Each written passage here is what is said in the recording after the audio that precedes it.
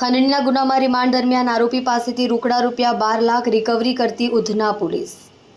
સુરત શહેર police commissioner Anupamsinh Gehlot, ખાસ police commissioner Wabang Jamir, sector 1 નાયબ police commissioner Bhagirath Gadhvi, zone 2 મદદનીશ police commissioner Shri Chirag Patel, C division નાઓએ ગેરકાયદેસર રીતે ખંડણી માંગતા ઇસમો વિરુદ્ધ કાયદેસરની કાર્યવાહી કરવા સૂચના આપી। આરોપી પ્રકાશ દેવાજી રાઠોડ, ઉંમર 37, ધંધો કન્સ્ટ્રક્શન, રહેવાસી plot number 234, Surabhi society, Puna 2, Bombay market road, Surat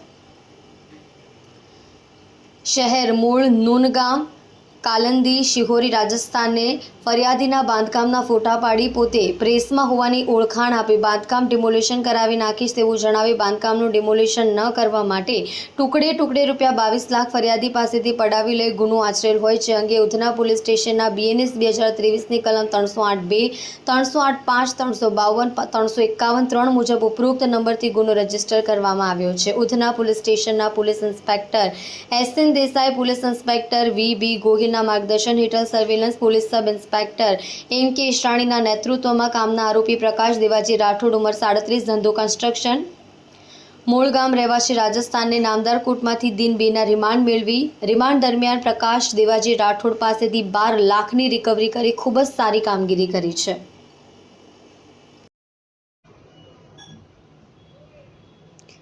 Kalpesh Rana સાથે જોતા રહો News 9 ગુજરાતી।